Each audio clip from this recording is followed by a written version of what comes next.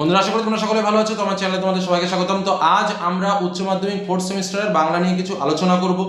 Suggestion দেখো, প্রত্যেকটা অংশ বিশেষে আমি তোমাদের সামনে শেয়ার করেছি, অর্থাৎ গল্প থেকে কি কি প্রশ্ন, প্রত্যেকটা গল্প থেকে কি প্রশ্ন, কবিতা থেকে কি প্রশ্ন, ডাকঘর থেকে কি প্রশ্ন, নাটক থেকে কি প্রশ্ন, ইভেন বাংলা শিল্প সাহিত্য যে আমাদের পাঠটা রয়েছে, অর্থাৎ চিত্রকলা এবং চলচ্চিত্র দুটো পাঠের আলাদা বর্ণনা, এবং রচনার ক্ষেত্রে আমি সবসময় বলেছি যে যেটা জীবনী রচনাটা প্র্যাকটিস করবে, এগুলো আমি তোমাদের বলেছি। এবার কথা হচ্ছে যে এবার কিন্তু ফার্স্ট টাইম তোমাদের, অর্থাৎ প্রথম কিন্তু তোমরা এই সেমিস্টার সিস্টেমে পরীক্ষা দিচ্ছ, এবং বাংলার ক্ষেত্রে সবসময় একটা কথা মাথায় রাখবে, যে যত বড়ই সাজেশন দিক না কেন, লাইন তুলে তুলে প্রশ্ন আসবে। বাংলার প্রত্যেকটা লাইন, প্রত্যেকটা গল্পের প্রত্যেকটা লাইন, প্রত্যেকটা কবিতার প্রত্যেকটা লাইন, প্রত্যেকটা অংশের প্রত্যেকটা লাইন তুলে তুলে কিন্তু প্রশ্ন আসতে পারে। এটা হলো বাংলার মোদ্দা কথা। আমি তোমাদের সামনে কিছু ইম্পর্টেন্ট লাইন কিন্তু শেয়ার করেছি এর আগেও, প্রত্যেকটা অংশ থেকে, যে অংশগুলো ভালো করে প্র্যাকটিস করবে। এবার কথা হচ্ছে যে যারা আমরা কিছুই পড়িনি বা সারা বছর কিছুই পড়া হয়নি, তারা কি স্যার আমরা এখন কিছু করতে পারি? 100% করতে পারো। আজকের আলোচনা সেটাই। এবং আমি এই ভিডিওর ডিসক্রিপশন বক্সে আমি টোটাল যে সাজেশন, সেই টোটাল সাজেশনটাও তোমাদের সামনে পোস্ট করে দেবো, সেখান থেকেও তোমরা দেখে নিতে পারবে। এবার কথা হচ্ছে, আমি যে কথাগুলো বলছি একটু মন দিয়ে শুনবে। তোমার টোটাল বাংলা সিলেবাস শেষ হবে খুব তাড়াতাড়ি, এবং হাতে যদি তুমি একটা দিন সময় নিতে পারো, তাহলেই কিন্তু তুমি বাংলাটাকে কমপ্লিট করতে পারবে। কিন্তু করতে হবে যেটুকু কাজ সেটুকুই, খুব বেশি পড়ার দরকার নেই, খুব অল্প। কি কাজ করতে হবে আমি তোমাকে প্রথমেই বলি, নম্বর ওয়াইজ আমি তোমাকে বিশ্লেষণটা করে দেবো, এবং যেটা বলবো সেটা তোমার করতে হবে। প্রথম কাজ যেটা আমাদের রয়েছে সেটা কি? সেটা হচ্ছে বাংলায় গল্প। কি কি গল্প রয়েছে? দুটো, একটা হলুদ পোড়া, একটা হারুন সালামের মাসি। তো দেখো, দুটো গল্পই খুবই সুন্দর, দুটো গল্পই খুবই সুন্দর। তোমার যেটা ভালো লাগে, তোমার যদি হলুদ পোড়া ভালো লাগে তো হলুদ পোড়াটাকে অন্তত 2 থেকে 3 বার রিডিং পড়ো, অথবা যদি হারুন সালামের মাসি তোমার ভালো লাগে, হারুন সালামের মাসিটাকে তুমি রিডিং পড়ো। যে কোনো একটা গল্পের প্রশ্নগুলো ভালো করে পড়ো, এটাই কিন্তু তোমার প্রথম কাজ। যে কোনো একটা, বারবার বলছি, যে কোনো একটা, দুটো পড়ার টাইম কিন্তু নেই যারা পড়োনি। আর যারা পড়েছো তারা দুটো গল্পকে বারবার বারবার করে রিপিটেশন দাও। আমার কথাগুলো মাথায় রাখবে। আমি সাজেশনও কিন্তু আজ আমি তোমাদের দেব। আমি তোমাদের জন্য স্পেশালি আমি বলি, কয়েকটা প্রশ্ন আমি বলে দিচ্ছি, স্পেশাল কয়েকটা প্রশ্ন, মোস্ট ইম্পর্টেন্ট। আসবেই বলবো না, কারণ আমি প্রথমেই বলেছি প্রত্যেক লাইন থেকে প্রশ্ন আসতে পারে। প্রথম যেটা বলবো সেটা হচ্ছে হলুদ পোড়া গল্প থেকে আমি 3 থেকে 4টি প্রশ্ন বলছি। নম্বর 1 প্রশ্ন যেটা, সেটা হচ্ছে, এক রাতে অনেক কান ঘুরে পরদিন সকালে এই কথাগুলো ধীরেনের কানে গেল। কোন কথাগুলো ধীরেনের কানে গেল? কথাগুলি শোনার পর ধীরেনের মধ্যে কি কি প্রতিক্রিয়া দেখা গেল? 2 নম্বরের প্রশ্ন যেটা বলবো, বুড়ো ঘোষালের ব্যাখ্যা শুনে সেটা কেটে গেল। বুড়ো ঘোষাল কি ব্যাখ্যা দিয়েছিল, সেই ব্যাখ্যার ফল কি হয়েছিল? 3 নম্বর প্রশ্ন যেটা বলবো, চারিদিকে হইচই পড়ে গেল, প্রসঙ্গ উল্লেখ করে চারিদিকে হইচই পড়ার কারণ গল্প অনুসারে লেখো। 4 নম্বর প্রশ্ন যেটা আমি তোমাদের বলবো সেটা হচ্ছে, আমি বলাই চক্রবর্তী শুভ্রাকে আমি খুন করেছি, বক্তার এই স্বীকারোক্তির মধ্য দিয়ে তার জীবনের কোন সত্যকে লেখক তুলে ধরতে চেয়েছেন? এবং লাস্ট কোশ্চেন, বড় দুঃখ হলো গৌরবীর, তার মনে হলো তার চেয়ে হারার মা ভাগ্যবতী। গৌরবীর দুঃখের কারণ কি? তার চেয়ে হারার মা ভাগ্যবতী মনে হলো কেন? এই 5টা প্রশ্ন ভেরি ভেরি ইম্পর্টেন্ট, কিন্তু তা সত্ত্বেও আবারও বলছি প্রত্যেকটা লাইন দেখে রাখার চেষ্টা করবে। যারা হারুন সালামের মাসি পড়েছো তাদের জন্য আমি স্পেশাল কয়েকটা প্রশ্ন বলছি। প্রথম প্রশ্ন, মানুষের বউ এসে শাশুড়িকে পর করে, গৌরবীর কপালে তা হয়নি, উক্তিটির নিরিখে কথকের মনোভাব ব্যক্ত কর। নেক্সট কোশ্চেন, বড় দুঃখ হলো গৌরবীর, গৌরবীর অবস্থা সংক্ষিপ্ত বিবরণ দাও, তার দুঃখ হলো কেন? 3 নম্বর প্রশ্ন, এখন ওর হারার মার ওপর রাগ হলো, গৌরবীর রাগের কারণ ব্যাখ্যা করো। পরবর্তী প্রশ্ন, গৌরবীর ভেতরটা শুকিয়ে গেল, গৌরবীর ভেতরটা ভয়ে শুকিয়ে গেল কেন? পরবর্তী প্রশ্ন, গৌরবীর কথা শুনে ওর সর্বাঙ্গ জ্বলে গেল, গৌরবীর কোন কথায় কার সর্বাঙ্গ জ্বলে গেল, তার সর্বাঙ্গ জ্বলে যাওয়ার কারণ কি? ওকে, এই প্রশ্ন কটা ভেরি ভেরি ইম্পর্টেন্ট, এগুলো অন্তত দেখো। আর যেটা বললাম, যে কোনো একটা, দুটো পড়ার দরকার নেই, যে কোনো একটাকে রিডিং অন্তত 3-4 বার করে রিডিং পড়ো। 3-4 বার রিডিং পড়তে খুব বেশি সময় লাগবে না। নেক্সট আমাদের যে পার্টটা আছে কবিতা, কবিতা হচ্ছে আমাদের প্রার্থনা, তিমির হরণের গান এবং কেন এলো না।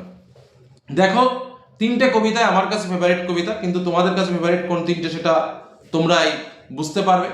প্রার্থনা কবিতার একটা থিমেটিক ভাবনা আছে, অর্থাৎ একটা থিম আছে, সেই থিমের উপরে যে কোনো প্রশ্ন আসলেই কিন্তু সেই থিমের উপরে লেখা যায়। একদম সহজ কথায় যদি বলা যায়, প্রার্থনা কবিতাটা সারমর্ম বস্তুটা যদি ভালো করে পড়ো আর শব্দের অর্থগুলো যদি একটু ঠিক করে বুঝে নিতে পারো, তাহলে কিন্তু সেই প্রশ্নের উত্তর লিখতে পারবে। আমাদের 2টো কবিতা থেকে প্রশ্ন আসবে, একটা কবিতা বাদ দিয়ে দেবে। তো যাই হোক, এই বছরের জন্য স্পেশালি আমাদের 2টো কবিতা ভালো করে পড়তে হবে, 3টের মধ্যে যে কোনো 2টো। কি বললাম? 3টের মধ্যে যে কোনো 2টো কবিতা ভালো করে পড়তে হবে। এবার একটা কবিতা পড়া মানে রিক্সি, এটা হলো মূল কথা। তো 3টে কবিতার মধ্যে যে কোনো 2টো কবিতা তোমরা চুজ করো তোমাদের মনের মতো, এখানে আমি বলবো না আমার মনের মতো, অর্থাৎ প্রার্থনা, তিমির হরণের গান এবং কেন এলো না। এই 3টে জায়গা থেকে, 3টে কবিতা থেকে যে কোনো 2টো কবিতা ভালো করে প্র্যাকটিস করো, করতে হবে। 3-4 বার রিডিং পড়ো, সারমর্মটা ভালো করে পড়ো। আর যদি থিমেটিক চাও যে শর্টকাট পড়বো, তাহলে আমি বলবো প্রার্থনাটা, সারমর্মটা ভালো করে পড়ো, আর তার সঙ্গে কেন এলো না, একদম সহজ কবিতা এবং তোমাদের মনের মতো কবিতা। তো স্বাভাবিকভাবে 2বার রিডিং সারমর্মটা পড়লেই তার উত্তর তোমরা লিখতে পারবে, এটুকু তোমাদের বলতে পারি। তিমির হরণের গানও সহজ, কিন্তু কেন এলো নাটা বাদ দিও না, কারণ যারা দুর্বল তাদের পক্ষে কেন এলো নাটা হচ্ছে ব্রহ্মাস্ত্র, মানে একদম 10 থেকে 20 মিনিট পড়লে আমি উত্তর লিখতে পারবো, এরকমই একটা কবিতা। কিন্তু আমি প্রশ্নগুলো বলছি, প্রথম প্রার্থনা থেকে বলছি। প্রথম সব থেকে ইম্পর্টেন্ট লাইন যেটা, চিত্ত যেথা ভয়শূন্য, উচ্চ যেথা শির, জ্ঞান যেথা যুক্ত, যেথা গৃহের প্রাচীর, আপন প্রাঙ্গণ তলে দিবস সরবরি বসুধরে, রাখে নাই খণ্ড ক্ষুদ্র করি, কার লেখা, কোন কবিতার অংশ, এর ব্যাখ্যা। দুদাগের যে প্রশ্নটা সব থেকে লাইন ইম্পর্টেন্ট, সেটা হচ্ছে নিজ হস্তে নির্দয় আঘাত পরিপিত, ভারতেবে সেই স্বর্গে করজাগরিত, এই লাইনটার ব্যাখ্যা। এই 2টো লাইন আমি বললাম, আর কিছু বলবো না। এই 2টো লাইন ভালো করে প্র্যাকটিস করো, প্রত্যেক লাইন ইম্পর্টেন্ট, আমি বারবার বলছি প্রত্যেকটা লাইন ইম্পর্টেন্ট, কিন্তু এই 2টো লাইন ভাইটাল। প্রার্থনা কবিতা থেকে আমি বললাম। আচ্ছা, তারপরে আমরা যেটা চলে আসি, তিমির হরণের গান থেকে 3টে প্রশ্ন বলছি স্পেশালি। প্রথম প্রশ্নটা হচ্ছে, তিমির হরণের গান কবিতাটি কোন প্রেক্ষাপটে লেখা, কবি কেন তিমির বিলাসী নন, তিমির বিনাশী হতে চেয়েছেন। দ্বিতীয় প্রশ্ন, সেই সব রীতি আজ মৃতের চোখের মতো, কোন রীতির কথা কবি বলতে চেয়েছেন, তাকে মৃতের চোখের মতো মনে হয়েছে কেন। 3 নম্বর প্রশ্ন, তিমির হরণের গান কবিতার মাধ্যমে কবি সমাজকে কোন বার্তা দিতে চেয়েছেন, এখানে কবিসত্তার প্রকাশ ঘটেছে কিভাবে, লেখো। আর কেন এলো না থেকে, রাস্তার আলো জ্বলেছে অনেকক্ষণ, প্রসঙ্গ সহ উদ্ধৃতির তাৎপর্য ব্যাখ্যা।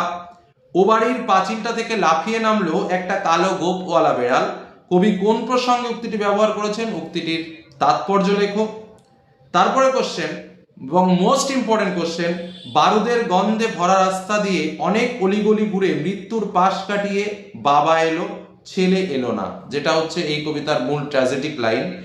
এই লাইনের তাৎপর্য বা ব্যাখ্যা বা ঘুরে ফিরে এই লাইনটা থেকে কিন্তু প্রশ্ন আসার সম্ভাবনা প্রবল থেকে প্রবলতম। তো কবিতা থেকে আমি যেটা বললাম, 3টে কবিতা, এই 3টে কবিতার মধ্যে কিন্তু 2টো কবিতা প্রশ্ন তোমরা অবশ্যই খুব ভালো করে প্র্যাকটিস করবেই। তার মধ্যে আমি সহজ যেটা বললাম, প্রথম তোমার তিমির হরণের গানটা সবচেয়ে সহজ, এবং তারপরে তোমার প্রার্থনা কবিতা থিমেটিক কবিতা। তবে আরগুলো যারা মনে করছো যে ওই আরেকটা যেটা রয়েছে সেটা তোমরা প্র্যাকটিস করবে, তো সেটাও করতে পারো, সমস্যা নেই। নেক্সট, নানা রঙের দিন, নাটক। তো দেখো, এই নাটকটা আমাদের ওল্ড সিলেবাসেও ছিল, তো স্বাভাবিকভাবে নাটক থেকে কিন্তু আমাদের 2টো প্রশ্ন আসবে, একটা প্রশ্নের উত্তর করতে হবে 5 মার্কের জন্য। আমি 3-4টে প্রশ্ন বলছি। প্রথম হচ্ছে, কালীনাথ সেন এবং রজনীবাবুর চরিত্রটা খুব ভালো করে প্র্যাকটিস করবে। 2 নম্বর প্রশ্ন যেটা বলবো সেটা হচ্ছে, থিয়েটারের দেওয়ালে দেওয়ালে অঙ্গারের কালো অক্ষরে লেখা আমার জীবনের 45 বছর, বক্তার 45 বছরের জীবন যন্ত্রণার বর্ণনা। এবং 3 নম্বর প্রশ্ন যেটা, সেটা হচ্ছে, আমিও তো মানুষ কালীনাথ, কোন প্রসঙ্গে বক্তা এমন কথা বলেছেন, কেন। এবং লাস্ট আরেকটা প্রশ্ন যেটা না বললেই নয়, প্রাক্তন অভিনেতা রজনী চাটুর্যের প্রতিভার অপমৃত্যুর করুণ সংবাদ, কথাটা কে বলেছেন, এই অপমৃত্যু কিভাবে ঘটে বলে বক্তা মনে করেন। ঠিক আছে, এবার দেখো আমাদের নাটক যেটা হচ্ছে, ডাকঘর। তো ডাকঘর রবীন্দ্রনাথের এই পার্টটা থেকে কিন্তু আমাদের একটা ভাইটাল জায়গা, যেখান থেকে আমাদের 2টো পাস মার্কের প্রশ্ন লিখতে হবে। তো প্রত্যেকটা অংশকে আমাদের একটু বিশেষ করে পড়তে হবে। আমি কয়েকটা প্রশ্ন তোমাদের বলে রাখি। সেটা হচ্ছে অমল চরিত্র। অমল চরিত্র কিন্তু এবার খতরনাক প্রশ্ন হিসেবে আসতে চলেছে তোমাদের। নেক্সট যেটা বলবো সেটা হচ্ছে অমল চরিত্রের সঙ্গে আরেকটা চরিত্রও কিন্তু তোমরা ভালো করে প্র্যাকটিস করবে, সেটা হচ্ছে ঠাকুরদার চরিত্রটাও কিন্তু খুব ইম্পর্টেন্ট। যদিও মাধব চরিত্রটাও ইম্পর্টেন্ট, কিন্তু অমলটা হচ্ছে ভাইটাল। দ্বিতীয় একটা প্রশ্ন বলবো, সেবারই আশ্চর্য জায়গা কোন জায়গা, বা সেই জায়গার যে বর্ণনা, সেই যে বর্ণনাটা। 3 নম্বর প্রশ্ন যেটা বলবো সেটা হচ্ছে বড় হলে আমি রাজার ডাক হরকারা হব, কখন কেন বক্তা এই কথা বলেছিল, এই ইচ্ছা সে কেন প্রকাশ করেছিল। এবং লাস্ট আর একটা প্রশ্ন যেটা তোমাদের বলবো, আমার আর কোনো অসুখ নেই, কোনো বেদনা নেই, বক্তা কখন এই উপলব্ধিতে পৌঁছায়, ব্যাখ্যা করো। ভেরি ভেরি ইম্পর্টেন্ট প্রশ্ন কিন্তু বলে দিলাম ডাকঘর থেকে। এবার দেখো সাহিত্যের ইতিহাস, টেনশন নেওয়ার কিছু নেই। সাহিত্যের 2টো পার্ট আছে, একটা তোমার চলচ্চিত্র আর একটা তোমার কি বলে চিত্রশিল্প। ঠিক আছে, কি বললাম, একটা চলচ্চিত্র আর একটা হচ্ছে তোমার চিত্রকলা, চিত্রশিল্প বলছি। তো যাই হোক, এই দুটোর মধ্যে যে কোনো একটা পার্ট পড়বে, যে কোনো একটা পার্ট পড়বে, কিন্তু যেটা পড়বে ভালো করে পড়বে। কারণ চিত্রকলার মধ্যে যারা চিত্রকলা থেকে প্রশ্নগুলো পড়তে চাইছে তাদের মধ্যে গগনেন্দ্রনাথ, অবনীন্দ্রনাথ, নন্দলাল, যামিনী রায়, রামকিঙ্কর বেইজ, এই 5টার মধ্যে একটা পাবে। আর অন্যদিকে চলচ্চিত্রের মধ্যে, কথাটা খুব ভালো, যারা চিত্র পড়বে তারা এই 5টার মধ্যে একটা পাবে। আর চলচ্চিত্রের মধ্যে সৌমিত্র, উৎপল দত্ত, নিউ থিয়েটার, হীরালাল সেন, এ কটা তো গেল। তার সঙ্গে 3টে মোক্ষম অস্ত্র রয়েছে, কি কি, মৃণাল সেন, ঋত্বিক ঘটক, সত্যজিৎ রায়, এই 6টা। মানে ওদিকে 5টা আর এদিকে 6টা। এই 6টার মধ্যে একটা পাবে, ওদিকে 5টার মধ্যে একটা পাবে। এবার যে যেটা মন চায় সে সেটা পাবে। জীবনীর ক্ষেত্রে বলবো সবসময় জীবনী বা বিষয়ের গভীরে পরিবেশ, জীবনী লেখার চেষ্টা করবে। জীবনী লেখার প্যাটার্ন আমি তোমাদের দিয়েছি, সেইভাবে চলবে। এবং যদি প্র্যাকটিস করতে চাও বা একটু দেখতে চাও, রবীন্দ্রনাথ, সুভাষচন্দ্র বসু, সৌমিত্র চ্যাটার্জি, স্বামী বিবেকানন্দ, ঈশ্বরচন্দ্র বিদ্যাসাগর, এ কটা একটু স্পেশালি দেখেছো। এই হলো তোমাদের সাজেশন। ট্রিক্সটা তোমাকে মাথায় রাখতে হবে যে আমাকে কি করতে হবে। তাহলে আমি কি করব, একদম শর্টে যদি বলি, গল্পটা আমি যে কোনো একটা গল্প পড়বো। কবিতার ক্ষেত্রে যে কোনো 2টো কবিতা সারমর্মে ভালো করে মনে রাখবো। তারপরে আমার নাটকটা তো আমাকে পড়তে হবে, যে কটা প্রশ্ন বললাম সে কটা, বা আমি আগে যে কটা দিয়েছি একটু দেখে রাখবে। ডাকঘরটা আমার কিছু করার নেই, বিষয়বস্তু ভালো করে পড়বে আর যে কটা প্রশ্ন বললাম। তোমার চিত্রকলা, চলচ্চিত্রের মধ্যে যে কোনো একটা পার্টের উপর বিশেষ গুরুত্ব দেবে। আর জীবনী লেখার প্যাটার্ন, এই তো কাজ, এইটুকু কাজ। এটুকু বুঝে নিয়ে প্যাকটাপ করে একটু তোমাকে দেখতে হবে আর পড়তে হবে। ফুল সাজেশনের লিঙ্ক আমি ডিসক্রিপশন বক্সে দিয়ে দেবো, সেখান থেকে তোমরা দেখে নিও। ধন্যবাদ।